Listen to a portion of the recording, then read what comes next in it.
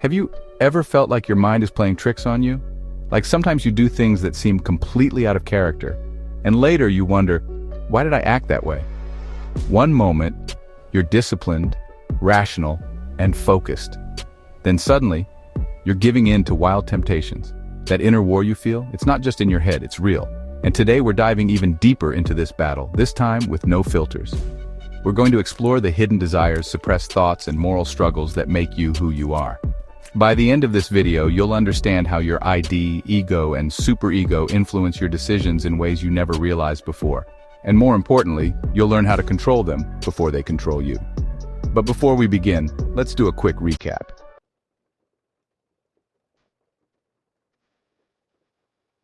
In our last video, we introduced Sigmund Freud's theory of the human psyche, how our mind is constantly torn between three forces. The id, your wild side, the voice of pleasure, desire, and impulse. It wants satisfaction now without thinking about consequences. The superego, your moral compass, the strict rule follower shaped by society, family, and culture. It demands discipline and guilt trips you when you go astray. The ego, the referee, the rational decision maker that tries to keep both the id and superego in check.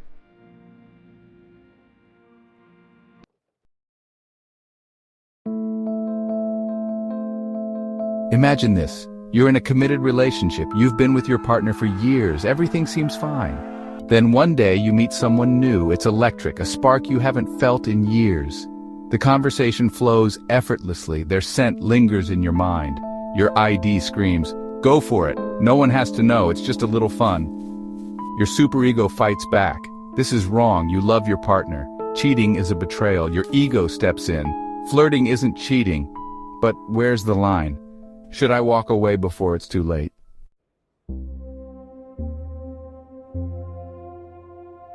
One of the most famous examples of I'd overpowering superego is Bill Clinton's affair with Monica Lewinsky. As a married man and president of the United States, Clinton knew the consequences. His superego should have stopped him, but his id, driven by impulse and desire, won. The result, one of the biggest political scandals in history, impeachment, and lasting damage to his legacy.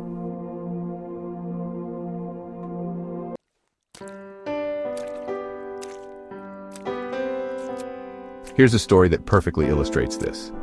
Prince Charles and Camilla Parker Bowles. Prince Charles was married to Princess Diana, yet his long-standing affair with Camilla Parker Bowles was an open secret. Despite the expectations of the monarchy, his personal desires took over. Eventually, he divorced Diana and later married Camilla, showing how, in some cases, the ego finds a way to balance personal desires and societal expectations.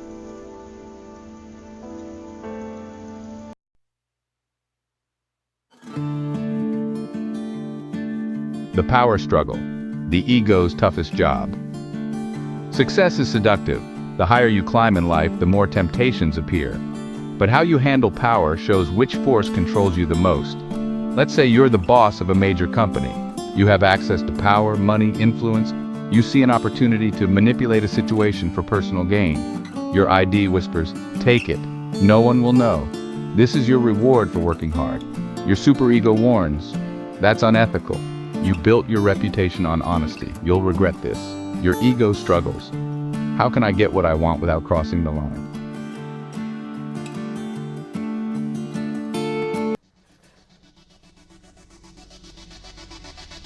To put this into perspective, let's look at a real-world scenario.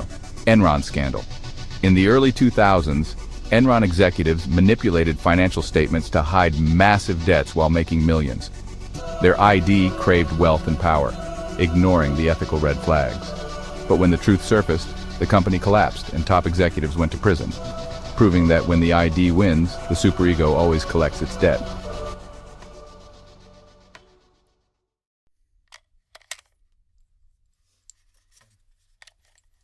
Now let me share a well-known story that highlights this concept: Steve Jobs' ruthless leadership. Steve Jobs was known for his brilliant but ruthless leadership. His ID drove him to push people to extremes, sometimes disregarding their well-being. However, his ego balanced this by ensuring Apple produced world-changing innovations.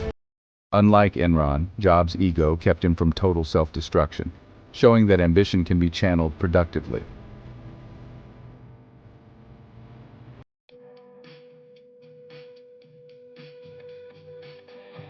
But what happens when the superego becomes too strong? When the voice of morality and guilt crushes your ability to enjoy life? Let's talk about sexual repression. A person grows up in a strict conservative environment where sex is seen as shameful. Every desire, every thought, every fantasy is met with guilt. Over time, the superego becomes a tyrant, making them believe they're dirty for feeling normal human attraction. What happens then? One of two things. They suppress everything. They live in denial, pretending they have no desires. They become cold, detached, and emotionally distant. Or they explode. The repression builds up until they act out in extreme ways, often in secret, often in self-destructive ways.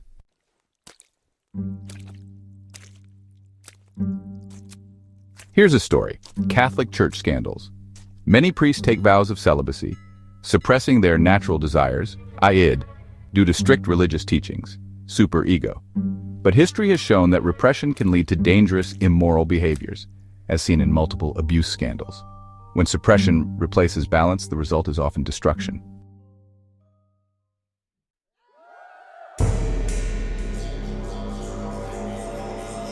Let's talk about a case from real life: Marilyn Monroe's tragic story. Marilyn Monroe was idolized for her beauty, yet she battled deep insecurity and societal judgment. She struggled between embracing her sexuality, id, and meeting society's expectations, superego. The constant battle between these forces contributed to her tragic downfall.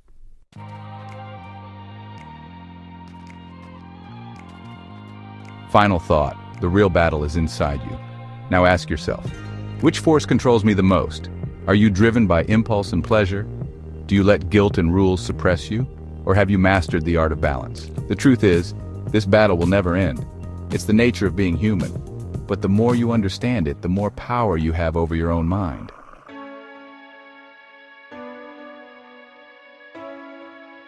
So, how do you protect yourself from being completely ruled by any one of these forces? First, self-awareness is key. Through introspection, meditation, and self-reflection, you can learn to recognize when the id is pulling you into temptation, or when the superego is unnecessarily burdening you with guilt.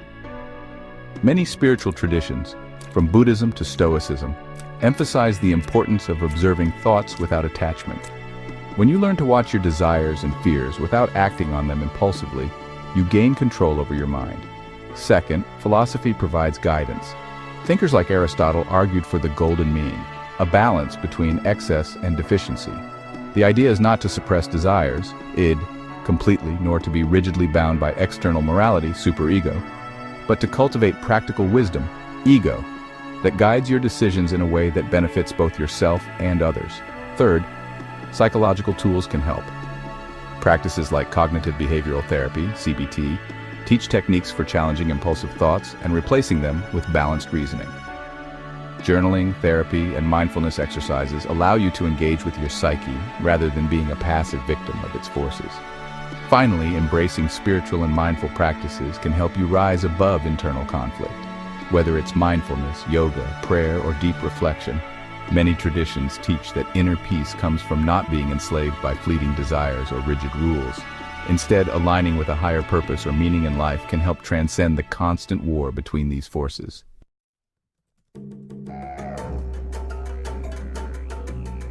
So, tell me in the comments which force dominates you the most, id, ego, or superego. And if you found this video eye-opening, hit the like button, subscribe, and turn on notifications. Because next time, we're taking this even further.